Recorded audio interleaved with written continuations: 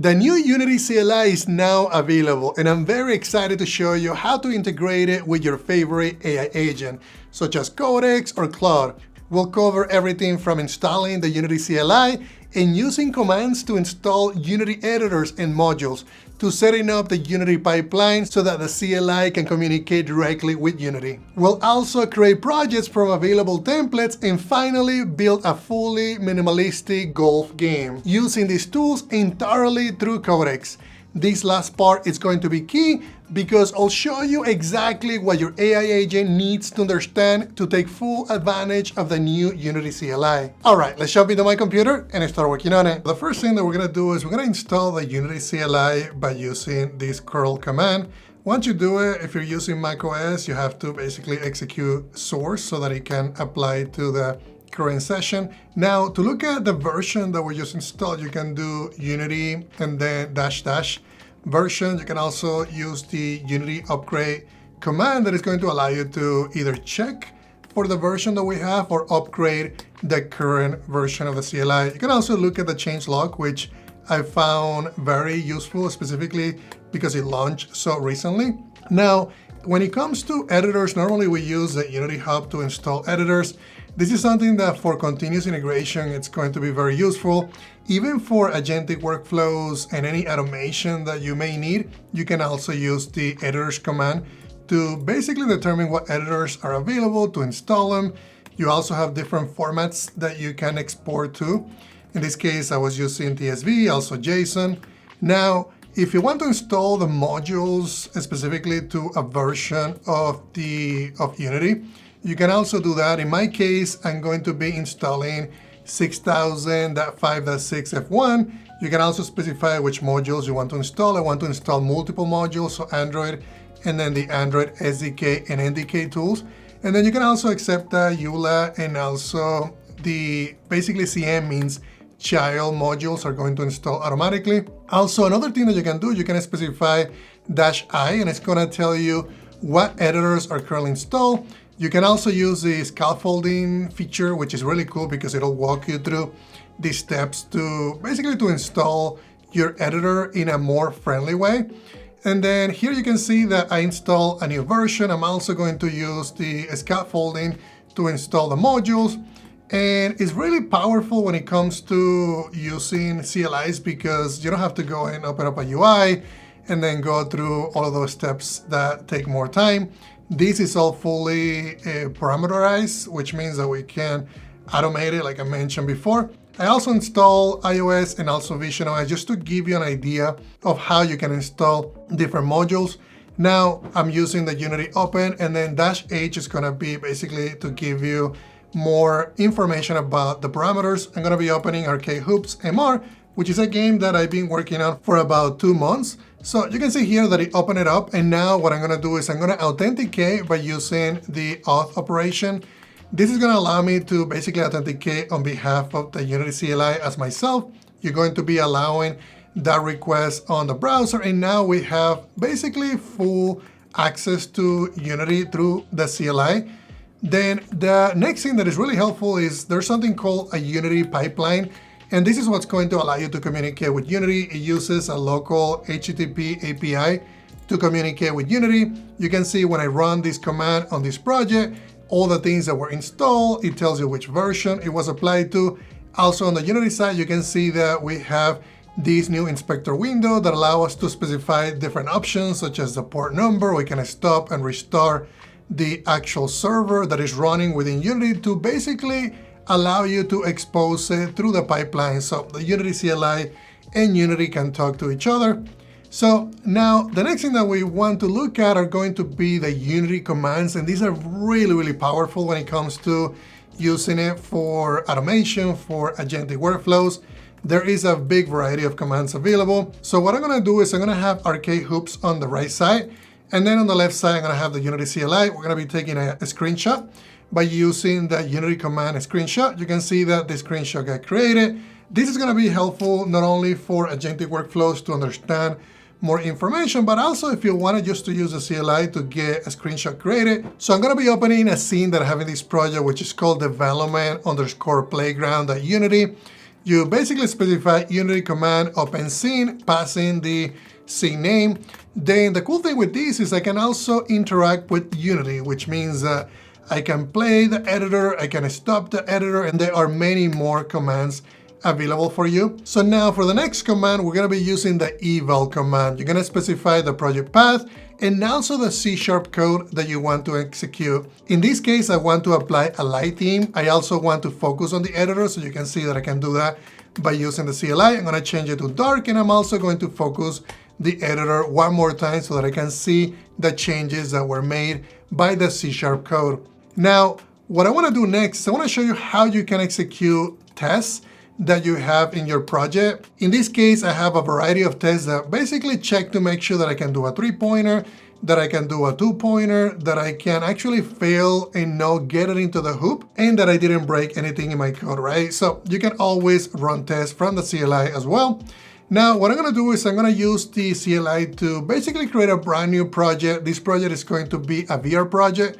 So I'm going to call it VR Playground. I'm going to specify that I want to use Unity 6.5, 6F1, and then I'm going to specify the template that I want to use. In this case, I'm going to be using the VR template. You're going to see that it's going to get created. This took more time. I just fast forward the video just to make sure that you weren't waiting for that.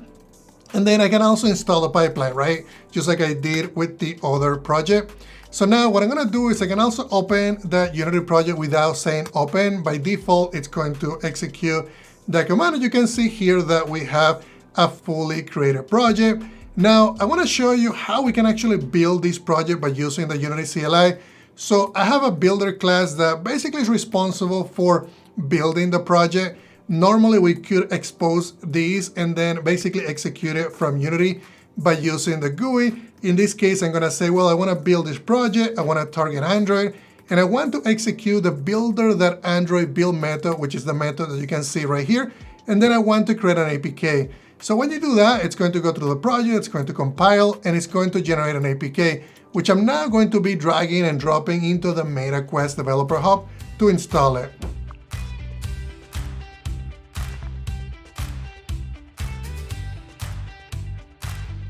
Now, I'm really excited about this part because we're going to be creating a brand new project. This is going to be a minimalistic golf game.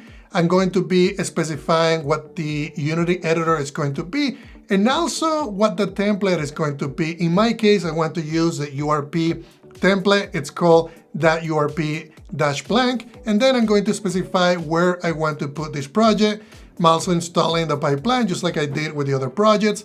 Now, this is something that I really recommend you to look at. I'm going to be dropping a link to these agents.md in the description of this video because it's going to tell an agent, let's say that you're using Codex or you're using Claude, you can tell them this information and now it's going to know, okay, how do I use a Unity CLI?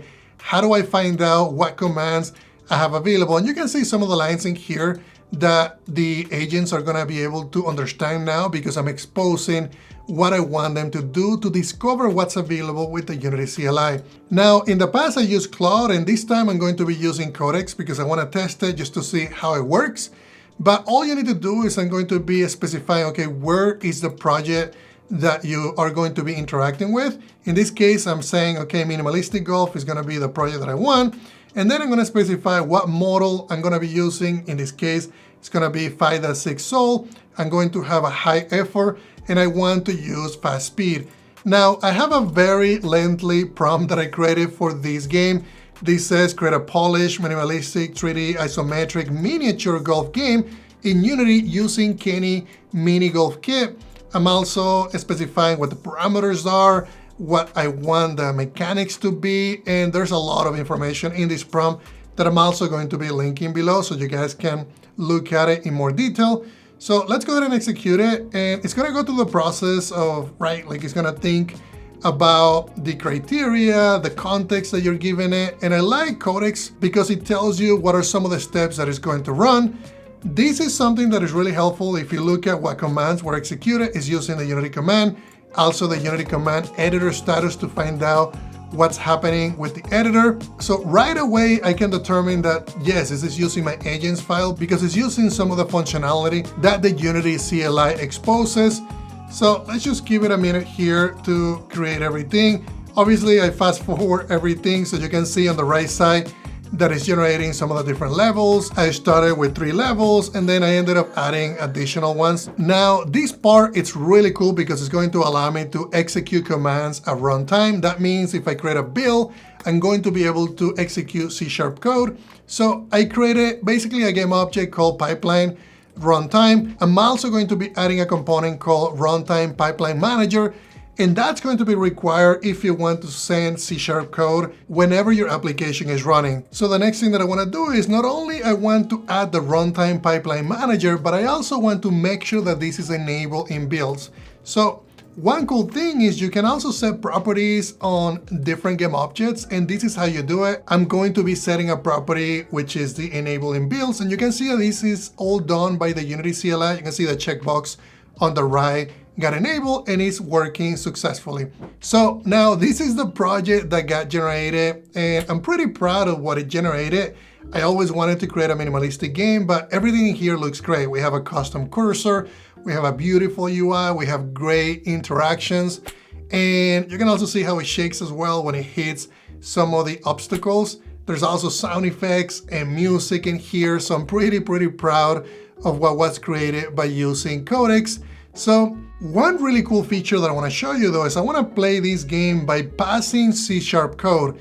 So what I'm going to do is I'm going to look at the activity monitor and I'm going to determine what the name of the process is. In this case, it's minimal gov, that's what it's called. I'm going to say Unity CMD eval, and in this case, I'm going to be passing runtime and then the name of the process and also the code that I'm going to be executing. This is just a very basic example. I just said hello in C# just to make sure that it was compiling correctly. Now let's do something more realistic. I'm going to be applying a force to the ball, and this is going to be a forward force. You can see that the ball is actually moving. I think I need to apply it one more time. So let's go ahead and try that one more time. The force value is lower. I'm going to do that one more time, and in this case, I'm going to change the direction. Instead of going forward on the vector 3, I'm going to say vector 3.right, and then I'm going to have the multiplier. You can see that the ball is now changing directions. I'm going to do the same thing, and I'm going to say back instead of right. And now we can see that we're closer to the hole, and we actually made the hole. So you can see that I can play with C# and then I'm executing those commands on a live application running, which is really powerful. So another thing that I want to do though is, in this case, I'm just going to go ahead and play the game, but I brought in the hole closer to me. So this allows you to basically test your game in ways that you couldn't do before, right? Another thing that I can also do though is I have a debug level method in here. And what that's going to do is basically going to load a specific level by passing in an index. I'm going to say, well, I want to load level 1. I'm going to also load level 0 because this is 0 index, and you can see that the level got loaded. So if you're debugging, if you're testing your project, this is going to be something that is extremely helpful going forward. When Unity released these tools, it was very clear to me how powerful they could be. Honestly, I was blown away by what can be done with these tools, specifically when they are combined with agentic workflows. This is also going to be extremely useful for continuous integration workflows. All right, everyone, thank you for sticking around until this point. Hit that subscribe and notification button if you can, as it's going to help me in growing the community of like-minded developers. Thanks a lot for your time and have an amazing day.